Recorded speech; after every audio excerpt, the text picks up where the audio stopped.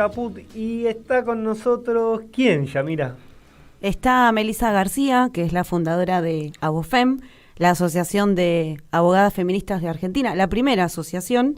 También es docente y es capacitadora en género. Como bien lo adelantábamos, nos interesa siempre, ¿no?, la temática, pero bueno, es también interesante siempre charlar y reflexionar y poner en discusión con aquellas personas que se dedican a eso, que están todo el tiempo trabajando y reflexionando sobre el tema, porque el fútbol femenino, viste que el discurso dice que es profesional, pero en realidad hay muchas cuestiones para ir ahí analizando, de que falta mucho camino por hacer y lucha todavía para que sea realmente profesional.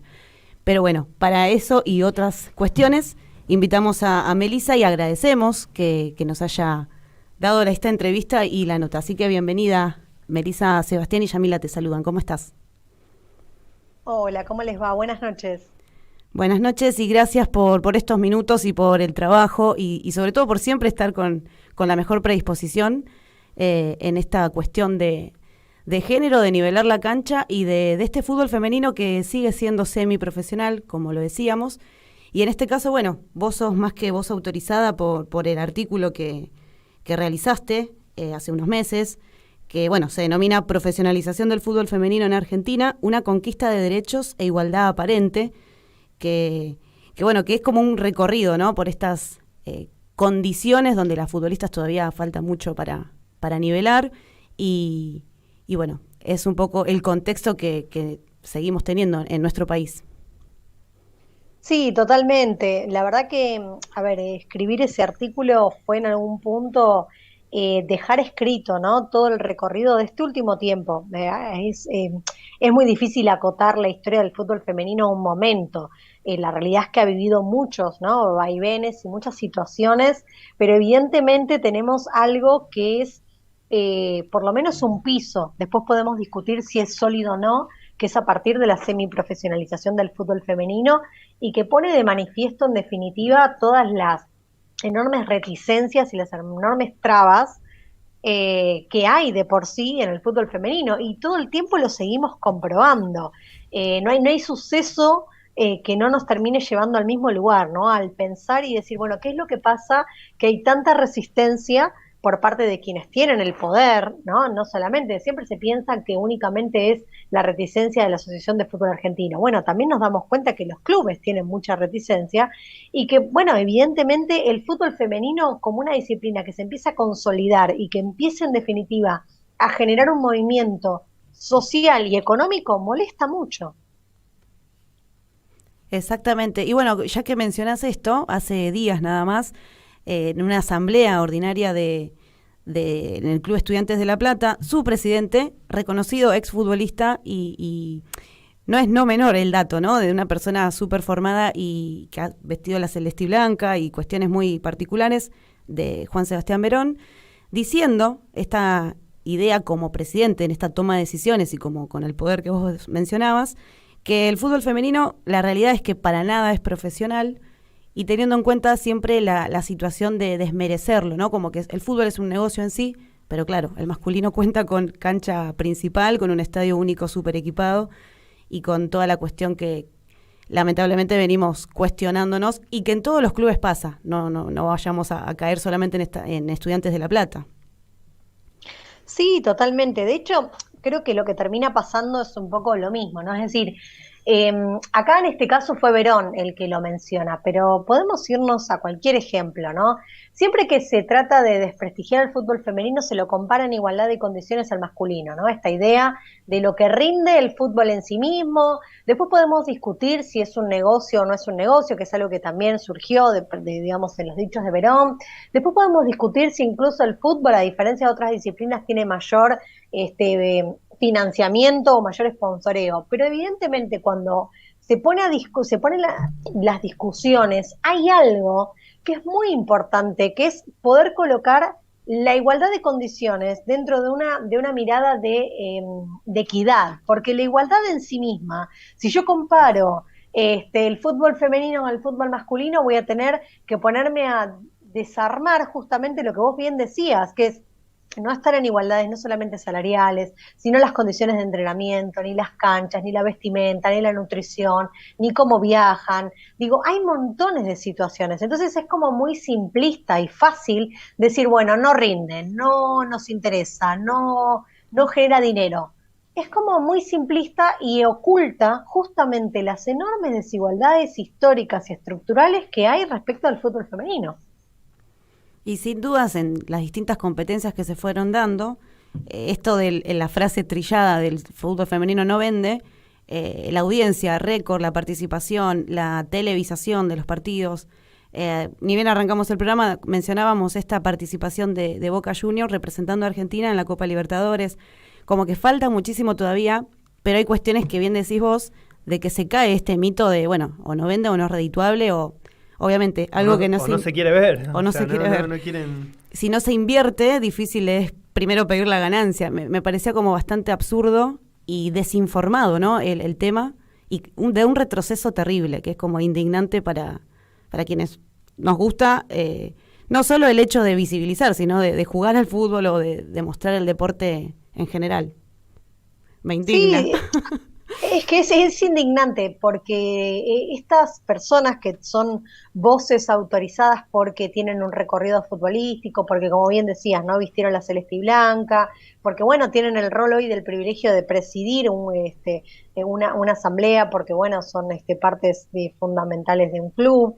El mensaje en el que dan es muy importante, porque es un mensaje no solamente que se viraliza o no en redes sociales, ¿no? Es una bajada de informativa y de línea a lo que es el club. Un club donde tiene jugadoras muy conocidas que luchan justamente por sus derechos constantemente. Entonces, ¿cuál es el mensaje? Bueno, nos rendimos a que no rinde, a que no genera ganancia, entonces, bueno, quedémonos con que el fútbol femenino no.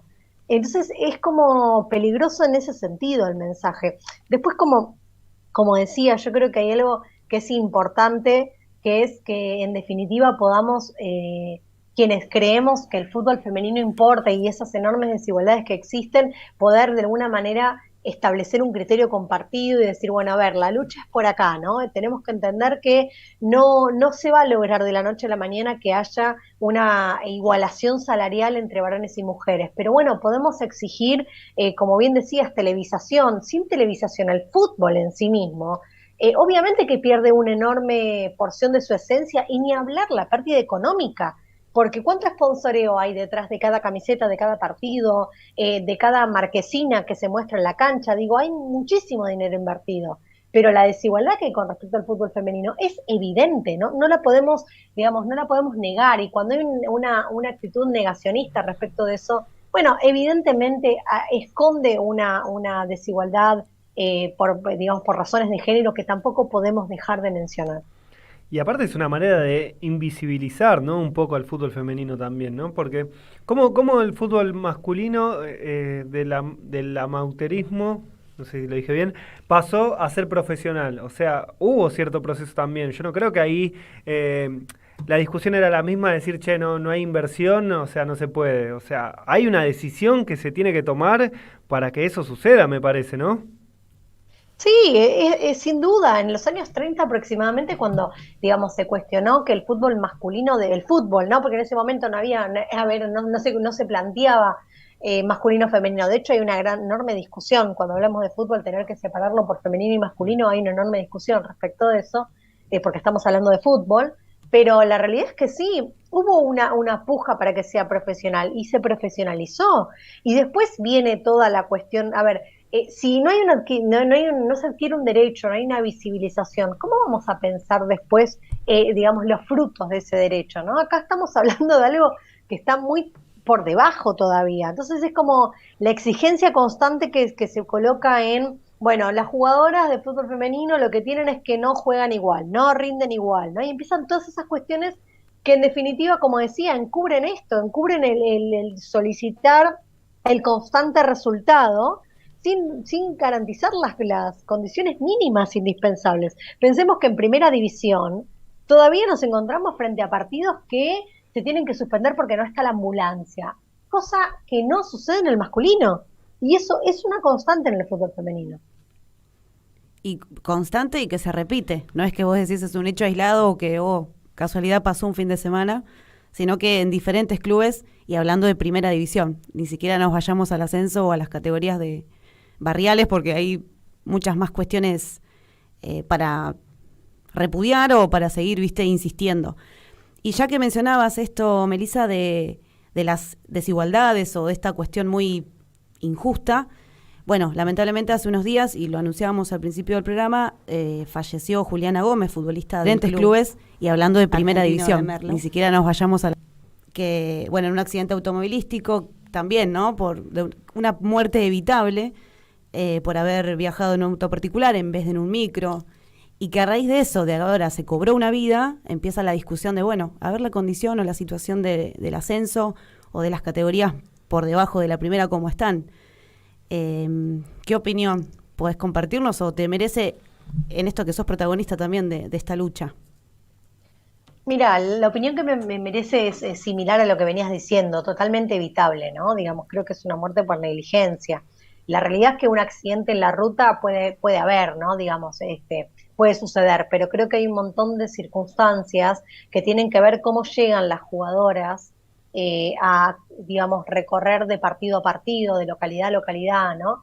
Para poder rendir, donde la exigencia competitiva es como digamos, como digamos, es muy exigente, independientemente de la categoría en la que estén, digo, ¿no? El que hay que ganar, pero sin embargo no hay, digamos, condiciones mínimas. En este caso, bueno, viajaban en un auto particular, el cansancio, montones de vicisitudes, nos da como resultado una piba que ya no está y otras compañeras que quedaron en estado también, digamos, muy, muy vulnerables y graves de salud. Entonces, en algún punto es como encontrarnos una vez más en un punto de inflexión. En su momento el punto de inflexión fue digamos, el desvincular de una manera muy irregular a una jugadora y eso trajo una lucha enorme. Hoy creo que a diferencia de ese momento nos encontramos con que las voces se volvieron aún más colectivas y donde evidentemente el pedido de que las condiciones que se dan para las jugadoras de fútbol cambien es cada vez más grande. Y bueno, para eso justo diste el pie para la actividad o la movida que se va a realizar mañana, que se está convocando, y que también ahí uno ve, ¿no? Cuando la lucha es genuina y más allá de lo colectivo hay muchas futbolistas, dirigentes y deportistas, pero también mucha gente voluntaria y familiares y personas y mujeres y niñas también que quieren sumarse y que en las redes uno ve ese movimiento que quizás 3 años, 4 atrás era todavía tabú o era esta cuestión de me animo o no me animo a hablarlo. El no nos callamos más es cierto, es verdad. Y bueno, mañana martes 18 de octubre se va a estar realizando en el Congreso esta jornada de visibilización, de repudio también y para reclamar. En primer medida, o sea, reclamo genuino por justicia por Juliana Gómez. Y después también las mejores condiciones para todas las futbolistas, porque acá no hablamos de categorías o de quienes están consagradas o no. Creo que el reclamo es más que genuino. Sí, totalmente. Nuevamente es como que pone, como decía, ¿no? Es un punto de inflexión. Son las jugadoras reclamando por sus condiciones mínimas. Estamos hablando de condiciones mínimas. Donde creo que el encuentro en sí mismo, ¿no? Digamos, el planteo de ellas de encontrarse y que sea para quien quiera acompañar, ¿no? No solamente, digamos, quienes están en el ámbito del deporte o las que son jugadoras, sino las que quieran acompañar, las personas que quieran sumarse, creo que es una vez más lo que nos viene sucediendo desde los feminismos, es que colectivizar las luchas. No hace falta ser jugadora para desear que las jugadoras tengan buenas condiciones. Y eso es algo que nos viene sucediendo históricamente y que me parece muy interesante, porque creo que en algún punto eso es lo que sucede, ¿no? Digo, independientemente a lo que nos dediquemos, lo mínimo indispensable son condiciones dignas.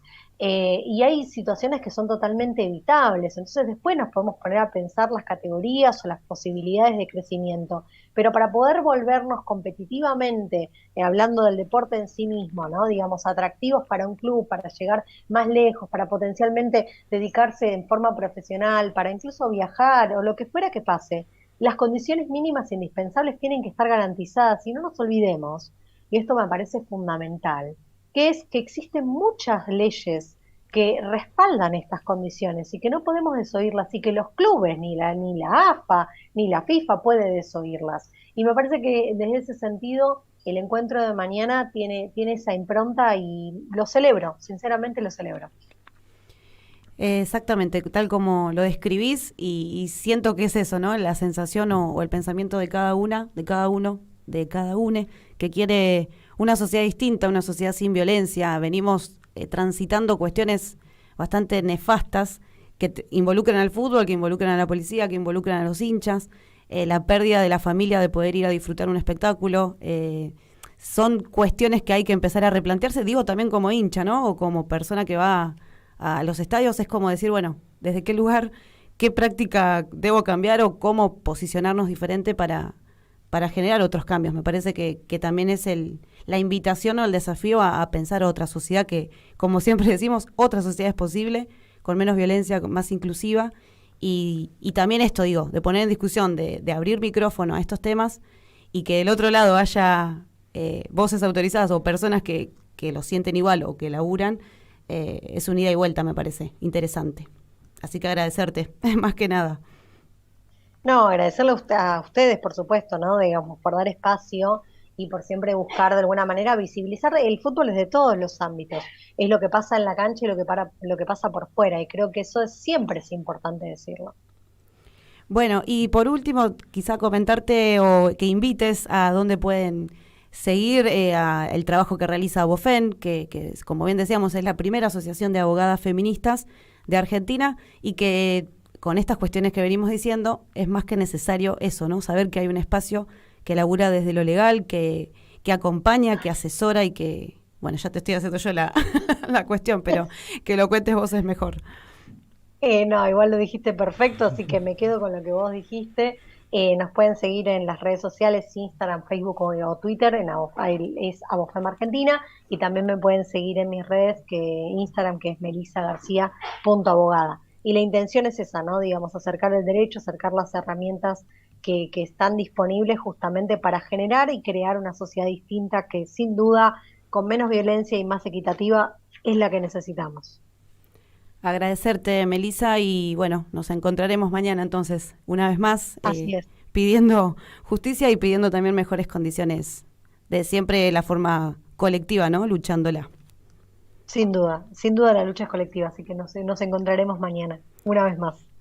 Pasaba entonces por los micrófonos de Voces de Todes, Melisa García, quien es fundadora y presidenta de ABOFEM, Asociación de Abogadas Feministas de Argentina, docente y capacitadora.